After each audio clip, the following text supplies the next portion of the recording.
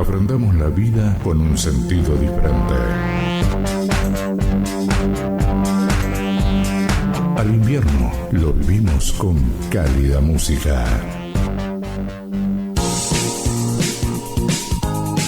Porque lo difícil del frío lo podés superar con una buena compañía. 88.9. Este invierno 2019. Radio Más Pilar, 88.9 MHz. Pilar, Buenos Aires. Transmitiendo lo bueno, desechando lo malo. El origen, una búsqueda permanente para saber más sobre nosotros y los otros. Claudia Alegre y Paula Goldfarb. Nos encontramos para encontrarnos.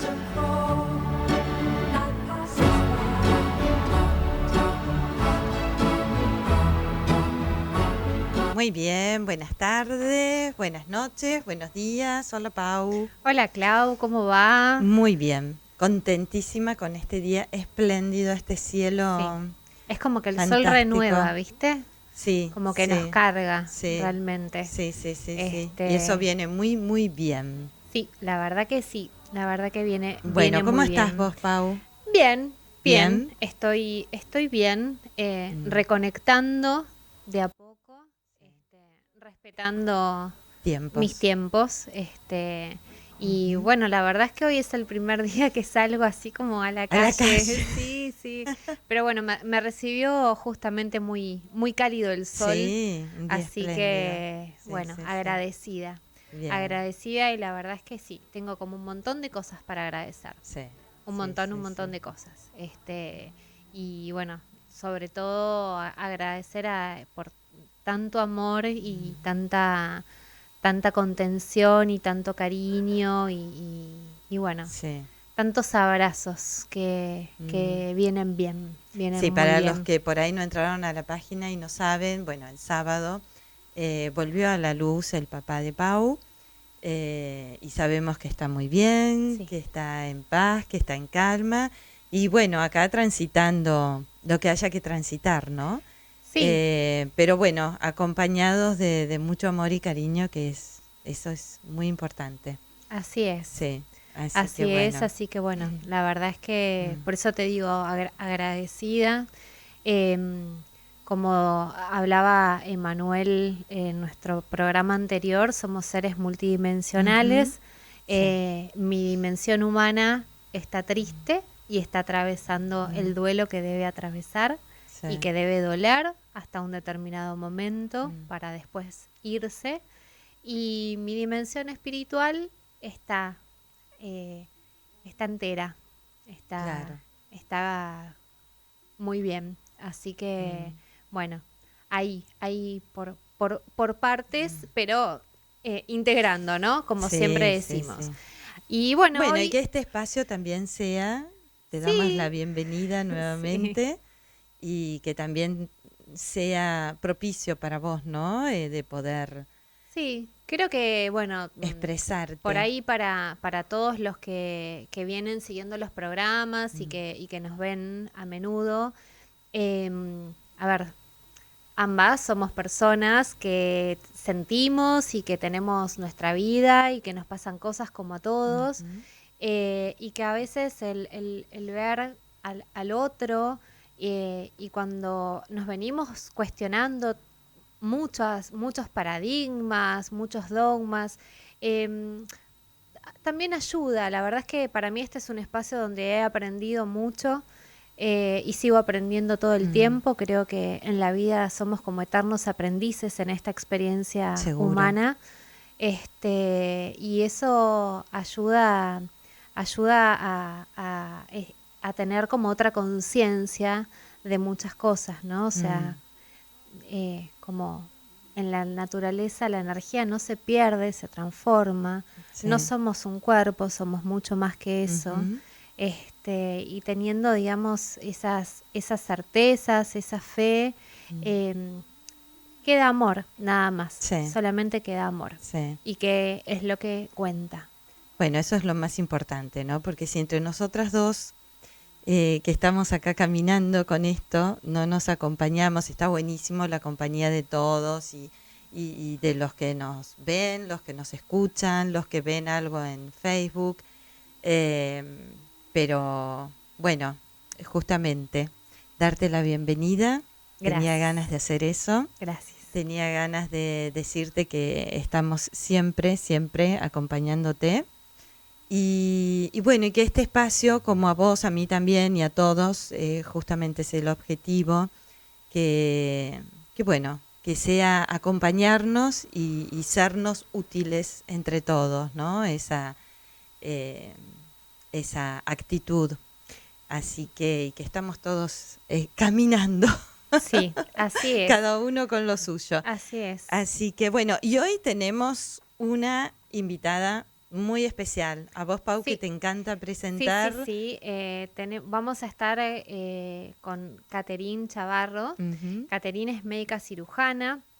Ella es colombiana y tiene una especialización en psiquiatría de la Universidad Nacional de Colombia.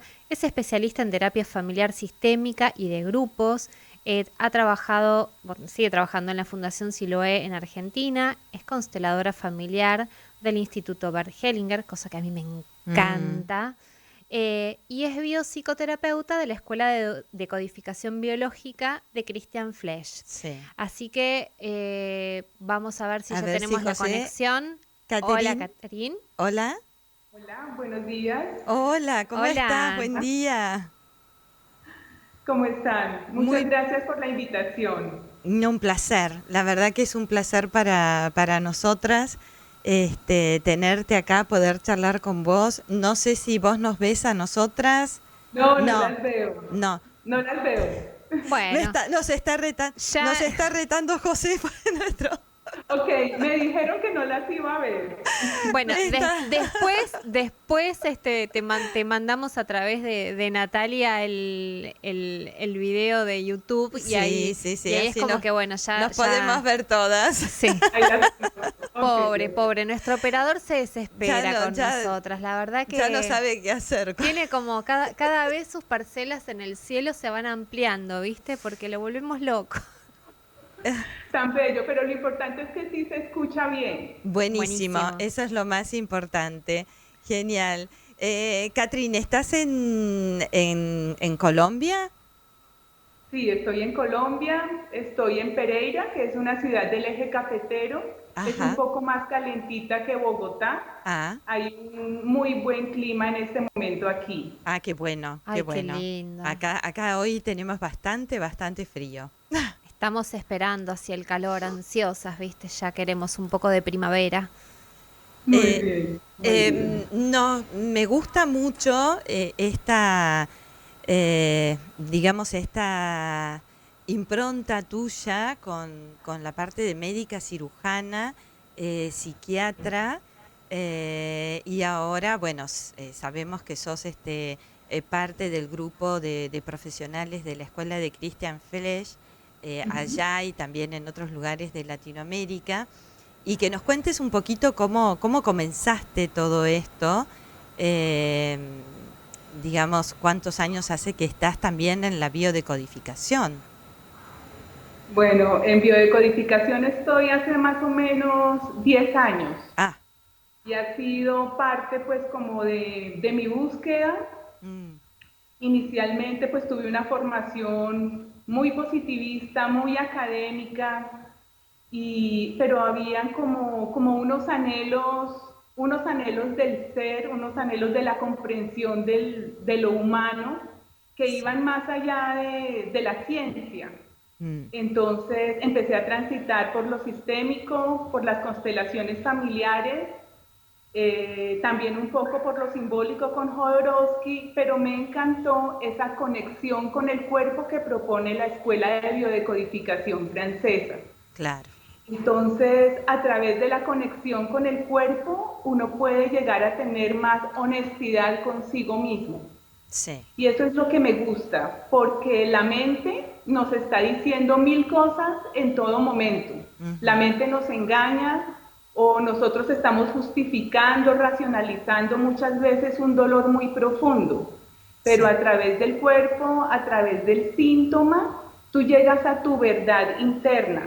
Sí. Entonces es un método, digamos, es una técnica que te hace conectar contigo mismo, con tu verdad más profunda y al mismo tiempo te va sanando tanto de los síntomas físicos como de los síntomas psíquicos o emocionales. Entonces Claro. no solamente funciona para las enfermedades físicas, sino que funciona para los dolores comportamentales.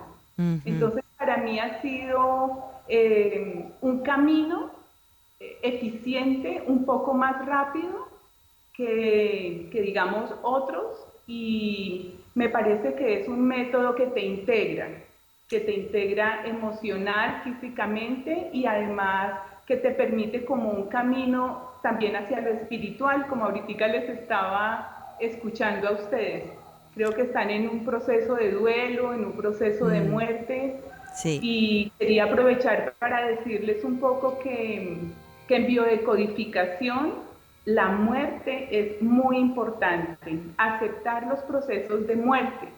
Y Claro. nuestras células tienen un programa de muerte y es importante aceptar eso, los ciclos, y porque si ese programa de muerte no existiera en nuestras células, eso es como la causa de lo que significa el cáncer. Entonces, cáncer y eternidad tienen mucho que ver porque las células cancerosas no se quieren morir y es parte de la vida aceptar la muerte y los duelos. Entonces, me parece linda esa conexión de poder aceptar nuestros ciclos, nuestras muertes, estando pues todavía vivas. Ujú. Sí. Sí, creo que la verdad es que cuando nacemos, la única certeza que tenemos es que en algún momento vamos a morir. Quizás pueden pasar o no un montón de cosas en el medio, pero es lo único que sabemos con certeza. Y la verdad es que la mayoría de la gente tiene como mucho temor de hablar de su propia muerte o de la muerte de seres queridos, ¿no? Así es. Nuestra sociedad le huye a la muerte Mm. y desafortunadamente nos saltamos los rituales para la muerte, nos saltamos a veces como ese tiempo que se toman los duelos, que es un tiempo que antes se respetaba, y queremos, como es una sociedad que nos exige tanta eficiencia, queremos que los duelos pasen rápido y hay una muy poca tolerancia para el dolor emocional normal en nuestra sociedad. Ujú. Entonces nos da mucho miedo que el otro llore, que el otro esté ensimismado, que el otro esté melancólico, y entonces todo el mundo intenta decir, no, pero recupérese rápido, ¿qué le pasa? Vamos al centro comercial, hagamos algo diferente, divirtámonos, vamos de paseo. Entonces eso hace que se vaya elongando el tiempo y que se vaya negando lo que hay que sentir, que es la muerte. Y la muerte estos procesos tienen pues unas etapas que hay que respetar, porque después, si no respetamos nuestros duelos, nuestras muertes, puede aparecer la enfermedad Claro. como una señal de que hace falta algo para cambiar el ciclo. Sí. Por ejemplo, con decirles que cada 7 años nosotros renovamos completamente nuestro esqueleto. O sea, cada 7 años nuestras células de nuestro esqueleto, de nuestros huesos, están completamente renovadas. O sea, se mueren y cada 7 años tenemos un esqueleto nuevo. O cada 120 días tenemos sangre completamente nueva. Pero para que haya eso nuevo, tiene que morir la sangre o los Claro. huesos o los órganos, sus células. Es un programa de vida. Y en la medida que aceptamos la muerte, hay un buen renacer. Mm. Pasamos a otra cosa. Entonces nuestra sociedad nos impide a veces esos procesos que toman su tiempo y que hay que respetarlos. Exacto. Sí, es como que nos olvidamos o nos hemos dejado determinado tipo de conexión justamente con nuestro cuerpo y con todo lo que se refiere a la biología y a la naturaleza y a todas esas leyes que son las que nos rigen a nosotros, ¿no? Pareciera como que ahora digamos, no tenemos que tomar conciencia de nada de todo eso. Sí, sí. Por ejemplo, nosotros estamos muriendo también permanentemente. Morimos como los hijos, como los estudiantes, como los adolescentes, y en la medida en que vamos creciendo van muriendo parte de nosotros. Cuando se acaba una relación, también se muere una parte nuestra que estuvo en relación con esa persona. Entonces es como si fuera un proceso permanente de muerte, pero también de renovación. En otras culturas se celebra. Claro. Sí. Sí, exacto. Sí. Pero no en la mayoría, lamentablemente, ¿no?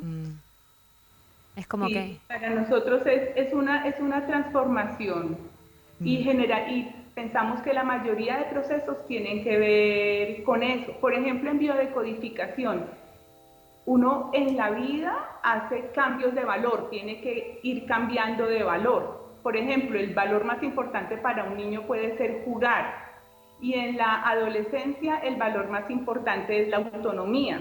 Y de pronto en la adultez el valor más importante puede ser el trabajo o la familia. Y a veces uno debe elegir un valor e ir cambiando de valores. Pero cuando uno se opone a ese cambio, se opone a esa transformación, pueden haber fracturas en los huesos, por ejemplo. Claro. Es como la rigidez de las estructuras, ¿no? Sería algo así.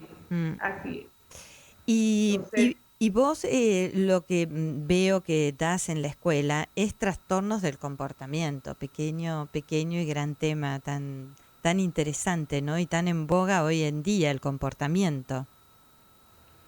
Sí, yo doy los seminarios igual para síntomas físicos. Ajá. Pero como soy psiquiatra, entonces se me facilita un poco hablar de trastornos de comportamiento en términos biológicos. Claro. Todos nosotros tenemos unas necesidades fundamentales como seres humanos, como mamíferos, como primitivos.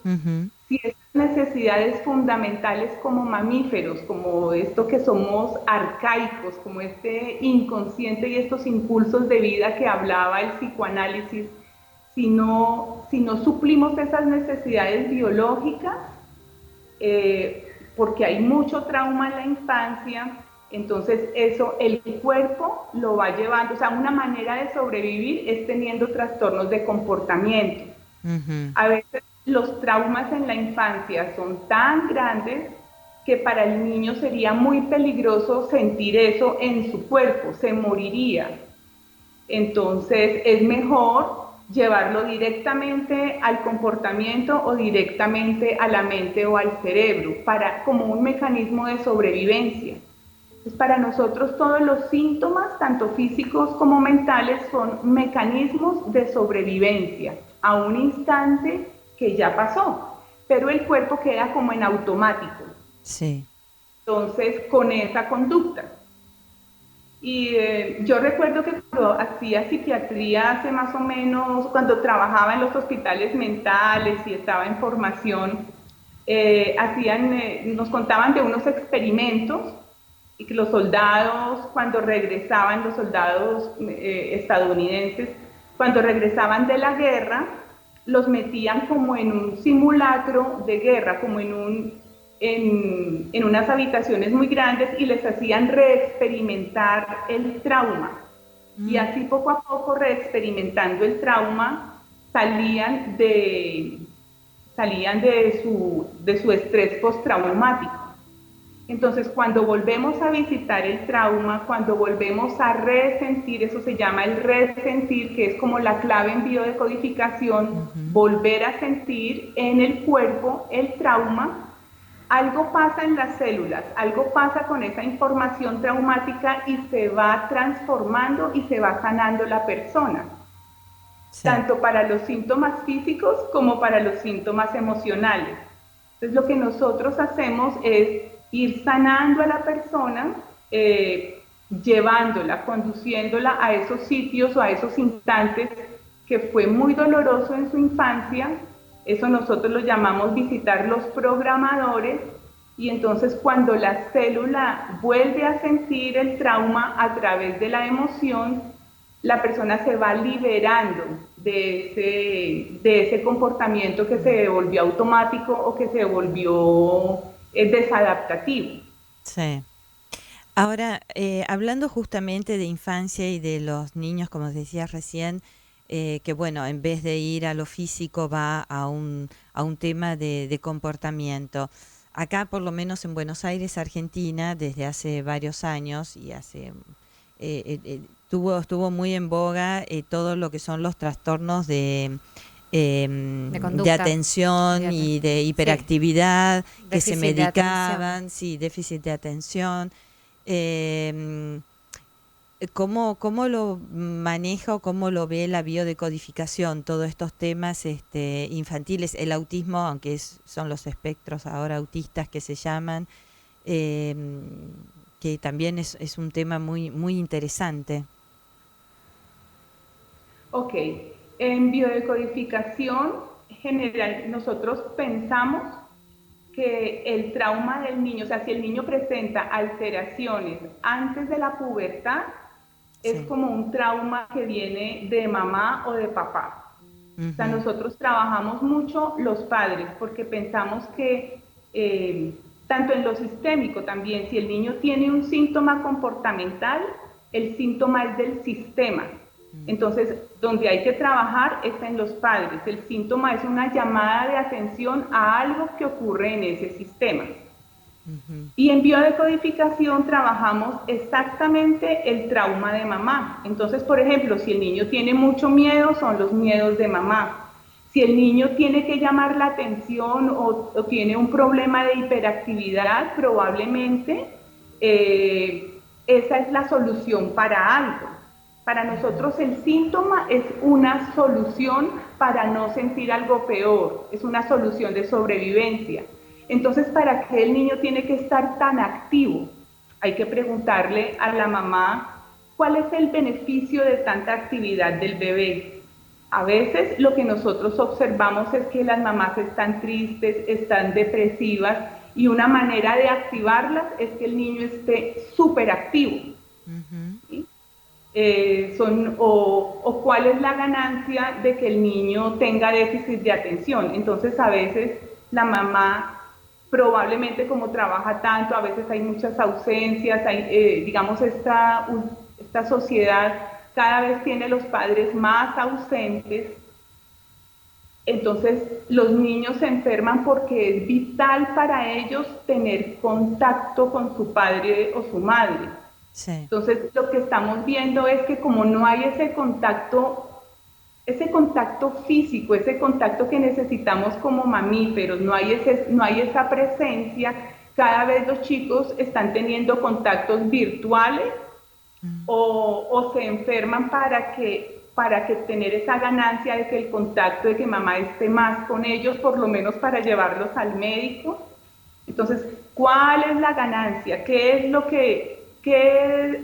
es lo positivo del síntoma? Es para organizar algo en el sistema, entonces trabajamos con los padres.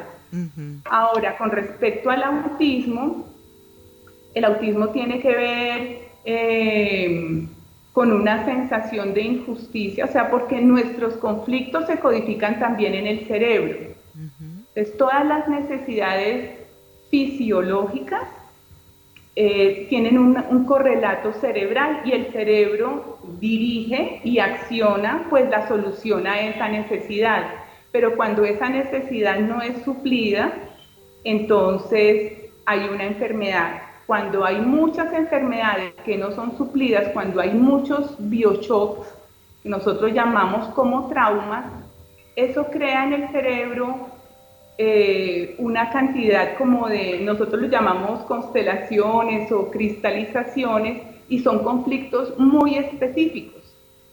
Entonces, por ejemplo, lo que tiene que ver con autismo es un problema de un miedo muy profundo con una injusticia muy grande.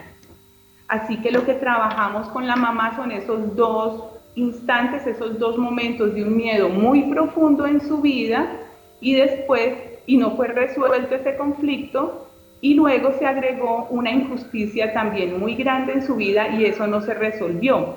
Cuando tiene el bebé hereda eso, puede heredar eso y cualquier desencadenante le puede disparar la enfermedad. Pero trabajamos en autismo fundamentalmente los programadores de mamá o de papá. Sí. Bien, eso igual implica, digamos, una apertura muy grande de los padres, porque en general, y esto como mamá a veces también, ¿no? Uno al principio le cuesta como reconocer que es el responsable de muchas de las cosas que le suceden a los hijos, ¿no? O sea, es como que a veces decimos, no, debe ser de otro lado, debe ser por algún otro lado, pero yo no tengo nada que ver con esto. Entonces también es aceptar como la responsabilidad, porque no es la culpa, ¿no? No Es hay culpa. la responsabilidad que tenemos tanto en la enfermedad como en la solución de ese conflicto que está manifestando el niño, ¿no? Claro, claro. Nosotros somos un cúmulo de programaciones adaptativas de nuestros ancestros. Es decir, lo que no somos ni tan originales, ni tan especiales, ni tan super guau como creemos, sino que nosotros somos una suma de informaciones de sobrevivencia de nuestros ancestros, pero también una suma de cosas que ellos no pudieron resolver. Entonces, evidentemente estamos aquí para resolver lo nuestro, pero también llegan algunos instantes en donde de pronto no tiene que ver con nuestra vida, tal vez tenga que ver con instantes que nuestra mamá vivió cuando estaba embarazada o que vienen de nuestros ancestros. Entonces, nuestra responsabilidad es tomar conciencia de ese dolor emocional, tomar conciencia de ese trauma, y ya que estamos vivos, somos los que estamos vivos, trabajarlo en nuestro cuerpo. Y trabajarlo en nuestro cuerpo, ¿qué es? Afrontarlo. ¿Qué es afrontarlo? Ponernos al frente de eso, sentirlo en nuestro cuerpo para que algo más grande, que es toda nuestra información celular, se haga cargo y lo transforme. Entonces, es a través del cuerpo que podemos ir resolviendo nuestro dolor, pero también intentando dejarle a nuestros chicos menos traumas y menos asuntos pendientes. Entonces, sí. Biodecodificación y constelaciones y todo este enfoque sistémico se complementan.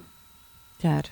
Sí, el otro día a mí me causó mucha gracia porque, bueno, yo me estudio y me biodecodifico, ¿no?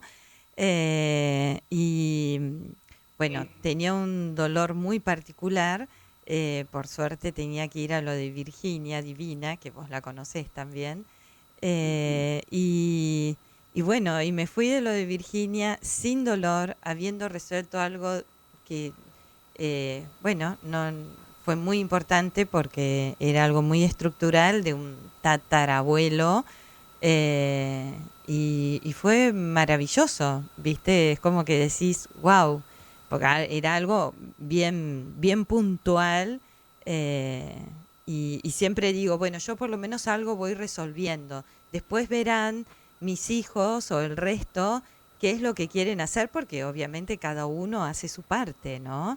Esto creo que es un trabajo en equipo, ¿no? Porque es todo el árbol, todos los miembros, en el caso de, bueno, de tratarse temas que vengan del árbol, que sean de ancestros.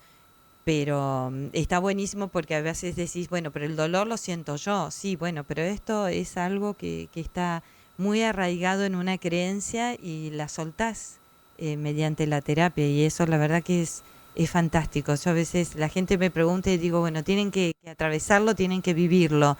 Que entras con un dolor y te fuiste y aliviada y siendo consciente de un montón de cosas que antes no las tenías tan conscientes, ¿no? Y eso es la maravilla de esta terapia, ¿no? Para mí es muy interesante. Te quería preguntar, bueno, tengo un montón de cosas anotadas, por ejemplo, el tema de las adicciones, otro tema que es tan corriente, ¿no? A todas las edades, ¿no? Adolescentes, adultos,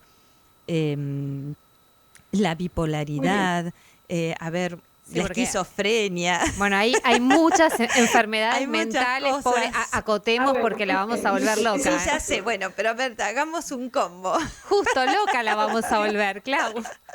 O sea, cuando uno es biodecodificador, lo primero que tiene que preguntar es, este síntoma, ¿qué es lo que soluciona?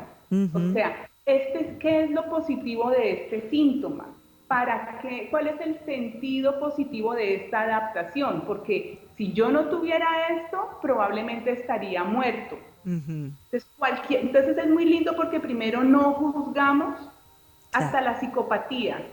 Hasta el ser psicópata es un mecanismo de sobrevivencia para no sentir algo brutal que pasó en su vida. Entonces, ¿cuál es el beneficio de la adicción? ¿Qué es lo que pasa con las adicciones? Las adicciones son excesos. Es un exceso. Entonces es un exceso de tomar vino, es un exceso de trabajo, es un exceso de videojuegos, es un exceso. Pero cuando nosotros hablamos de exceso es porque probablemente tenemos que llenar un hueco, un vacío. Entonces, ¿qué es lo que hay detrás de la adicción? Una separación de sí mismo, una ausencia, un dolor muy grande, unos duelos que no se han podido elaborar. Y entonces, para no sentir eso tan doloroso de mi vida, para no sentir la separación, la ausencia, el vacío, el sinsentido, bueno, para no sentir eso, entonces yo me lleno.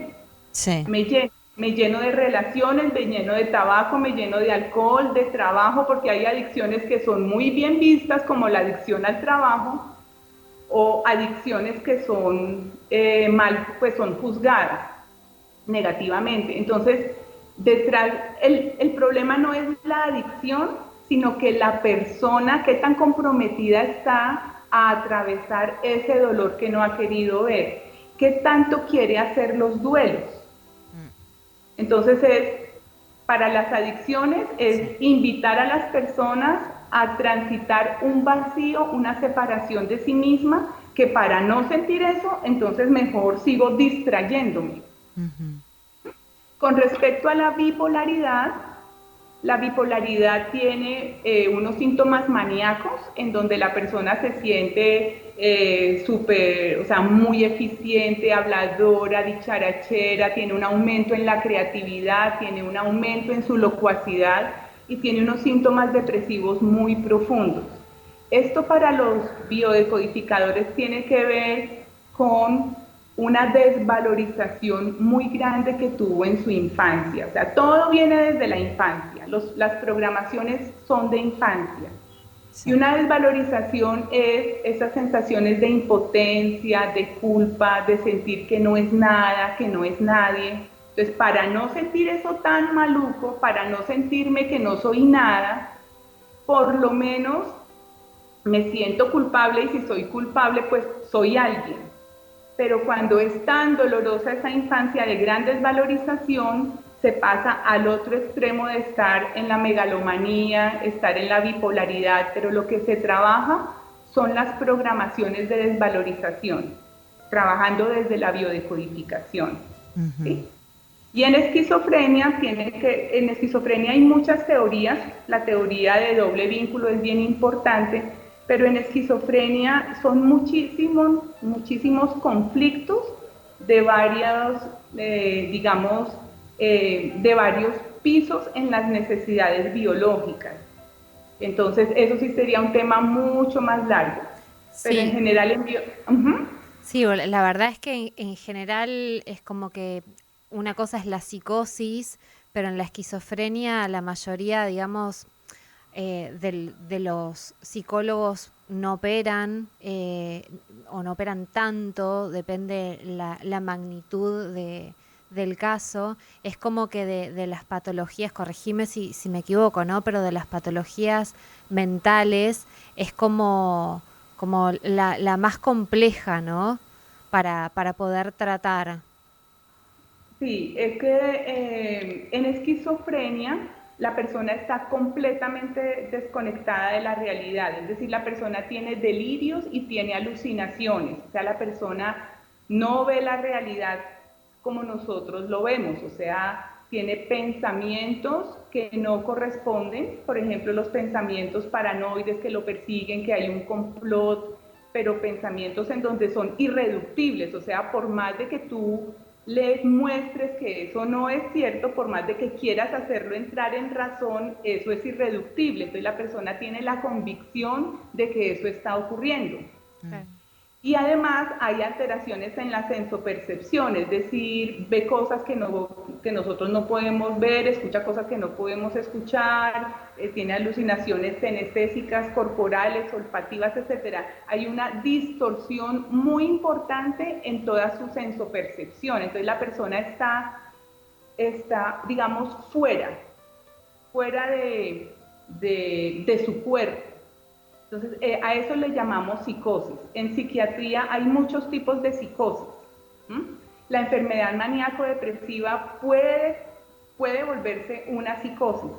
Hay psicosis, hay trastornos delirantes, hay 5 tipos de esquizofrenia, hay muchísimos tipos de psicosis, inducida por fármacos, inducida por tóxicos. Entonces, allí la persona está completamente desconectada, entonces no se puede trabajar con ella desde biodecodificación. Se podría trabajar, o sea, hay otro tipo de trabajos y el trabajo sistémico aquí es fundamental y con medicamento, por supuesto. O sea, nosotros no podemos desconocer que estamos en el siglo XXI y que sí hay medicamentos que mejoran muchísimo y que vuelven a traer a la persona a la realidad. O sea, ahí la psiquiatría convencional sí tiene toda la cabida. Claro, Pero digamos. hay que mirar, pero siempre hay que mirar en un esquizofrénico o en un autista, porque los autismos infantiles, eso antes se les llamaba psicosis infantil. Sí. Entonces, siempre hay que mirar en un psicótico la familia. Claro, digamos, ahí es donde creo que en algún momento vos hablás del discernimiento de los límites, ¿no? Y me imagino que tiene que ver un poco con esto, porque quizás hay para un montón de gente que tiene estos trastornos de comportamiento y estos problemas, digamos, de enfermedades mentales que pueden ser, digamos, asistidos desde la biodescodificación y algunos no, y quizás no en un primer momento, sino hasta que se encaucen a través de la psiquiatría, con la farmacología y otro tipo de terapias, como para primero volverlos, como vos decías, a la realidad y recién ahí quizás dar un paso más y operar y buscar, digamos, el origen de todo el conflicto, ¿no? Claro, el límite es muy importante. Nosotros no aconsejamos que los biodecodificadores se hagan cargo de pacientes con trastorno de comportamiento. No, porque el problema es que cuando un paciente quiere ser paciente, un paciente va al consultorio porque él siente un sufrimiento y él quiere hacer un trabajo para mejorarse. Pero las personas que tienen un trastorno de comportamiento, ellos o no sienten el sufrimiento o piensan que el sufrimiento se los causa otro. Entonces es muy difícil, o tienen una distorsión de la realidad tan grande que necesitan medicarse. Entonces sí hay un límite importante. Sí se pueden tratar algunas depresiones moderadas, leves, sí se pueden tratar algunos síntomas, digamos, como dentro del espectro de aislamiento, dentro de la biodecodificación, pero sí hay cosas como los trastornos específicos de comportamiento, sí es mejor dejarlos como derivarlos a psiquiatría. Y cuando ya la persona sí esté un poco más consciente para trabajar sus conflictos y para poder entrar en ese horror que vivió, ahí sí podría ser acompañado por un biodecodificador, acompañado. Claro, ahí es, Porque sí, la súper mayoría importante. acompañado, o sea, necesita tener un tratamiento farmacológico por un psiquiatra y un acompañamiento psicoterapéutico. Por ejemplo, cuando yo trabajo con pacientes con trastornos de ansiedad, que son los trastornos de pánico, ansiedad generalizada, fobias, lo que no quieren estos pacientes o lo que les causa mucha resistencia en la terapia es ir y visitar precisamente esos miedos. Ellos, la mayoría no quieren solamente pues como evitar el síntoma. Y ellos tienen un contacto con la realidad adecuado, o sea, ellos no están psicóticos y es difícil, imagínate un paciente psicótico. Entonces, los que vayan a biodecodificación, yo digo, son personas que son valientes porque es ir a atravesar el trauma, el dolor, sentirlo en el cuerpo, igual son sensaciones corporales, pero vale la pena porque la eficacia y la rapidez de la curación o de la sanación es importante. Sí, sí, por supuesto. Me parece que ahí es donde esto que siempre resalta Christian Flesch, el tema de la ética en la práctica, porque quizás puede haber otras escuelas o otras líneas que digan, no, bueno, yo tomo estos pacientes, pero tener como muy en claro de que, a ver, la escuela de biodecodage establece estos límites que justamente tienen que ver con el mayor bien para el paciente, ¿no? Sí, la responsabilidad. Ajá. Eso me parece genial. Y después hay otro aspecto que vos resaltás mucho, que es el tema de la escucha terapéutica. Quiero que nos cuentes un poquito más de ese tema. Sí, es muy lindo porque mira, en general los franceses tienen un modelo humanístico que te permite, los psicoanalistas, en general lo que yo he estudiado, lo que yo he visto es que ese modelo hace que tú encuentres tu verdad. No es que el terapeuta te impone su verdad, sino que el terapeuta te acompaña en que tú encuentres tu verdad. Y eso se hace a través de hipótesis. Entonces, tú le propones una hipótesis al paciente y el paciente reafirma esa hipótesis o descarga esa hipótesis en su cuerpo. Y entonces para eso el terapeuta está escuchando los predicados, está escuchando el síntoma y poco a poco en ese acompañamiento y en ese respeto por el proceso del paciente, el paciente se va sanando. No es el terapeuta el que sana, sino es que a través de la escucha, de ser como un espejo, de intentar si se comprueban o si se descartan hipótesis, el paciente va encontrando a través de sus sensaciones y de su cuerpo su propia verdad. Entonces también allí la escucha es fundamental porque el paciente se está escuchando a sí mismo a través del terapeuta y encuentra su propia verdad y va creciendo. Entonces ya no le va a entregar el poder al otro, ya no le va a entregar el poder a otra persona, uno le puede entregar el poder a muchos.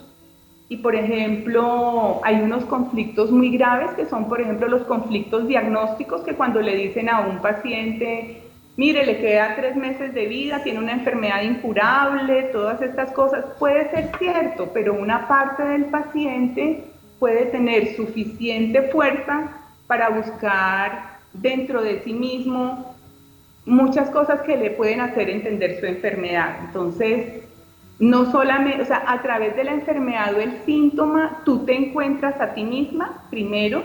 Segundo, recuperas tu poder. Y tercero, puedes estar abierta a más información y a más cosas. Entonces, pero eso se hace a través de una escucha respetuosa de los predicados y de las necesidades biológicas del paciente. Claro, y ahí yo pensaba, ¿no? Que muchas veces, justamente en lo que tiene que ver con enfermedades mentales, por ahí se hacen diagnósticos y digamos, y se lo transmite directamente al paciente, y quizás eso también vuelve a generar un trauma, ¿no? Porque de golpe que te digan, bueno, mira, vos, no sé, sos borderline, o vos tenés un trastorno, porque aparte es el vos sos. No, vos no sos eso. Vos estarás atravesando en todo caso una situación o una enfermedad mental de ese tipo, pero bueno, sos mucho más, ¿no? Y ahí es, además de la escucha, cómo el terapeuta le transmite un diagnóstico al paciente, ¿no? Claro, nuestra medicina desafortunadamente pues etiqueta. Etiqueta para poder que esos síntomas quepan en un diagnóstico y a través de ese diagnóstico se formula tal cosa. Eso es como, digamos, el modelo médico. Y entonces ahí el paciente se identifica con la enfermedad, que es lo que tú estás diciendo. Entonces claro, yo soy una bipolar o una esquizofrénica y entonces toda la vida se va a presentar con esa etiqueta o con los niños. Entonces, biodecodificación propone irse desidentificando. ¿Qué es eso? Es como que la persona entienda en su cuerpo que esos síntomas tuvieron que instalarse para evitar algo peor. Y en la medida en que la persona tenga la valentía de atravesar ese dolor, ese trauma, se va desidentificando, porque uno va empezando a observar que los pensamientos y que las sensaciones también son objetos, que uno no es nada de eso. Claro. Que esos pensamientos, esas creencias que fueron instaladas y esas sensaciones secundarias a esas creencias, uno las puede ir observando, tomando distancia, hasta que te vas desidentificando y vas haciendo alguna transformación en tu manera de ser, en tu personalidad. Algo muy lindo que ofrece biodecodificación es, por ejemplo, en los trastornos de personalidad, que ofrece una esperanza. Porque en la psiquiatría convencional a uno le dicen, usted tiene un trastorno de personalidad borderline, por ejemplo, o histriónico, o dependiente, y entonces ya no había nada que hacer. Biodecodificación sí se va haciendo una modificación, sí se va haciendo un cambio a esa identificación que se tiene con la enfermedad. Entonces es una propuesta muy interesante. Me gustó mucho el tema de la esperanza, ¿no? Sí. Yo creo que, como decía acá nuestro increíble doctor Pichón Rivière, la esperanza es justamente, ¿no?, un proyecto sostenido. Y sinceramente yo creo que hay que planificar esa esperanza y poder decirle a una persona que la está pasando mal, bueno, hay una esperanza para vos, es realmente darle, digamos, una contención y un poder ampliar esa mirada, ¿no?, hacia su futuro muy, muy importante.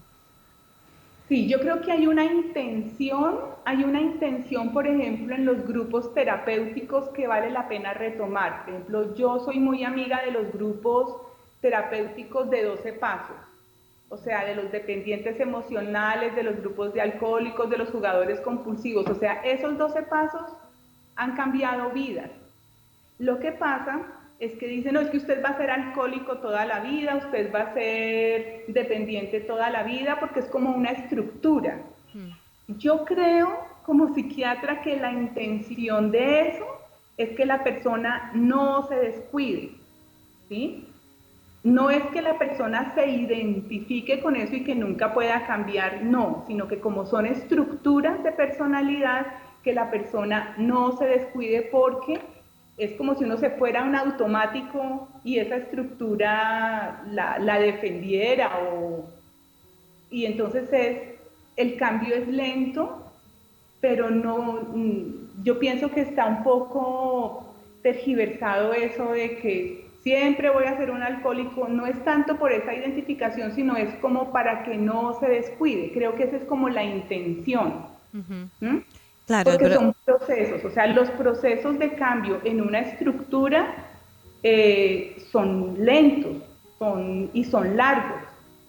Es, por ejemplo, yo les digo, el referente. El referente es como el acuario en el que uno creció. Entonces, si uno creció en un acuario con un agua tóxica, lo más probable es que eso lo elija inconscientemente. Entonces va a elegir el agua tóxica, ese acuario lo va a elegir después con otra familia, en su trabajo, y todo le va a parecer tóxico. Aunque sea difícil y complicado, eso fue lo conocido y eso fue su referente. Claro. Por ejemplo, en Colombia, aquí con lo político que es tan complicado, ¿cuál es nuestro referente? La guerra.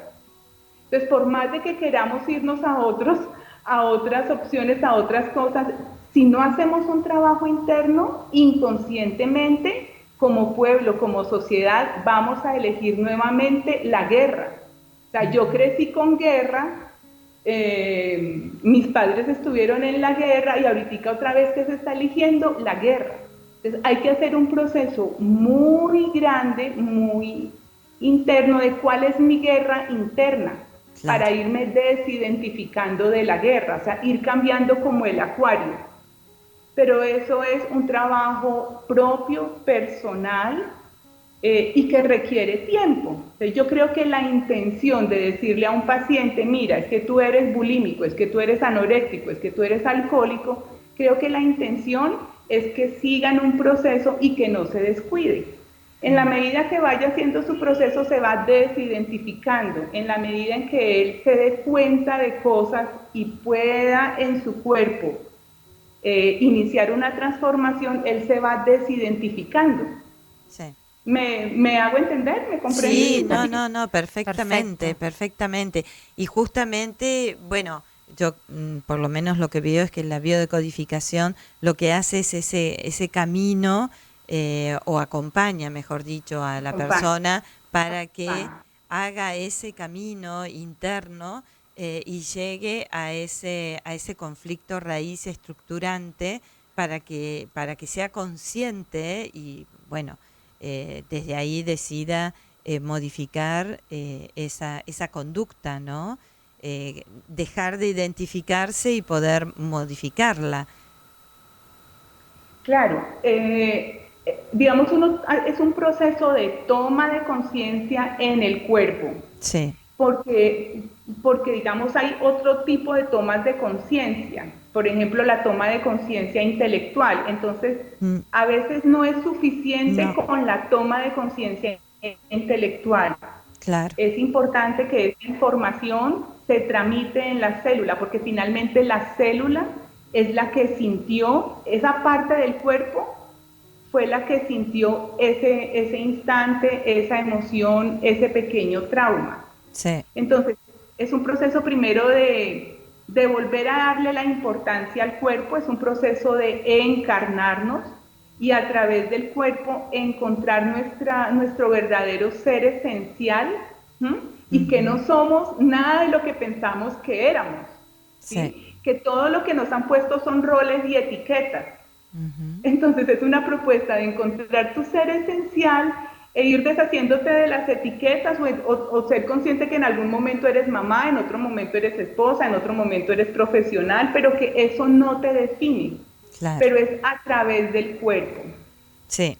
Eso para mí es importantísimo. Es un tema que, bueno, mucha gente me pregunta y digo, el que vos entiendas justamente lo que vos comentabas recién, Catrine, que vos entiendas y digas, sí, esto se debe a tal cosa, y hagas todo un análisis, una conjetura cognitiva, intelectual, no basta. Porque es justamente una vez que uno hace realmente una terapia de biodecodificación como corresponde, y haces todo ese trance y ese paso por el cuerpo de lo que uno viene a plantear, porque a veces uno viene a plantear un tema de conducta, un dolor puntual, un síntoma puntual, un diagnóstico de una enfermedad, pero listo, ya dije, es este dolor, es este síntoma, ahora vamos a trabajar en el cuerpo, ese dolor, ese síntoma, el evento que desencadenó algo, pero en el cuerpo, no en la mente. En el cuerpo, sí, porque es que la mente tiende a racionalizar, a justificar, a intelectualizar, a disminuir el dolor. O sea, tanto estar en la mente y entender el conflicto, eso lo que hace es disminuir tu dolor. Si yo lo entiendo, sí, ya siento menos dolor, pero continúo con la conducta desadaptativa.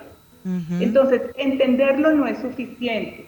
Cuando ya nos metemos en el instante desencadenante, cuando nos metemos en el trauma, hay unas redes neuronales que a través de la emoción te llevan a esa programación de tu infancia, te llevan a ese instante de tu infancia donde se programó el conflicto o la enfermedad. Y la idea es llegar allá y, o sea, eso es, ir allá, desencriptar ese dolor, es a través de la función del órgano, ayudarnos a mirar qué es lo que quiere decir nuestro cuerpo y hacernos cargo. Eso se llama un proceso de desprogramación, y cuando tú ya en tu cuerpo lo puedes sentir, tú ya luego eres libre para elegir. Claro, sí. Es maravilloso, la verdad es maravilloso. Yo siempre recomiendo hacer este proceso porque es fantástico. Mira que yo tengo años de terapia y de un montón de cosas que he hecho, pero la verdad que he podido desatar nudos que ni yo me imaginaba, y es muy... uno se siente tan liviano, ve las cosas de otra manera, así que es tal cual, es fantástico. Y también es fantástico como se nos está pasando el tiempo. Sí, es la primera vez que no lo veo desesperado a José haciéndonos señas, que es nuestro operador, porque Sí, ya se pasó la hora. Sí. Y quedaríamos otra hora más charlando porque hay tantos temas para hablar y a mí igual como que particularmente, digamos, este tema de las cuestiones mentales, porque a veces, por ahí la gente es como que en general cuando vos tenés una enfermedad física donde hay algo visible, quizás es como hasta más aceptado, pero las enfermedades mentales, si bien están siendo más aceptadas a nivel social en los últimos años, hasta te diría solamente en la última década, creo que todavía falta mucho, y me parece que este enfoque y esta ayuda de acompañamiento que le da la biodecodificación con todos los protocolos de la Escuela de Biodecodage de Christian Flesch pueden ser muy útiles y muy positivos para mucha gente. Sí. Que no encuentra respuesta quizás en otros ámbitos. Sí. Ok, lo que digamos un tip y una esperanza última que quiero decir es que hay más o menos 200 tipos de sufrimiento emocional. Y es importante primero reconocer que yo estoy sufriendo, primero reconocer que yo siento miedo y siento angustia. La neurosis es eso, es toda una cantidad de sensaciones un poco molestas, malucas, que se meten en un gran costal que se llama la angustia o la ansiedad. Sí. Y es una invitación a mirar cómo nos hacemos nosotros responsables de nuestras necesidades más básicas y primitivas como especie. Entonces, si un niño no sintió afecto, no sintió amor, no se sintió seguro, pequeñito, desarrolla una cantidad de necesidades posteriores, o sea, desarrolla una cantidad de miedo, porque es que es no sentirse seguro, protegido. El niño luego va a sentir que no se siente querido, que no se siente aprobado, que no se siente reconocido, que no es importante, y ya como niño ya se fue así. Entonces, de adultos empezamos a sentir el miedo, empezamos a sentir las carencias. Y la invitación es, hagámonos cargo de nuestras necesidades fundamentales. Y para nosotros los homínidos mamíferos es fundamental las necesidades biológicas, claro, de atrapar el alimento, de eliminar lo que ya no necesito, la necesidad de la creatividad o de los hijos, la necesidad de ser reconocido, la necesidad de aprobación, la necesidad de protección, de amor. Si nosotros nos hacemos cargo de eso, algo se va transformando. Pero somos nosotros, no que el otro nos dé lo que necesitamos, sino nosotros mismos procurarnos satisfacer nuestras necesidades. Y esa es la mejor manera de prevenir y de sanar el dolor emocional y el dolor físico. Catherine, nos quedaríamos horas hablando, pero José nos va a cortar, así que preferimos decirte ahora muchas gracias. Muchas gracias. Un placer. Gracias, gracias. Que tengas un hermoso día y que todos nos animemos a hacer todas estas modificaciones. A ser libres, sí, bueno, responsables. Buena semana para gracias todos. Por la invitación. Un placer y ya habrá otra. Gracias a vos. Muchas gracias. Buenas tardes, Pau. Gracias, José. Y nos despedimos. Y gracias a todos. Gracias.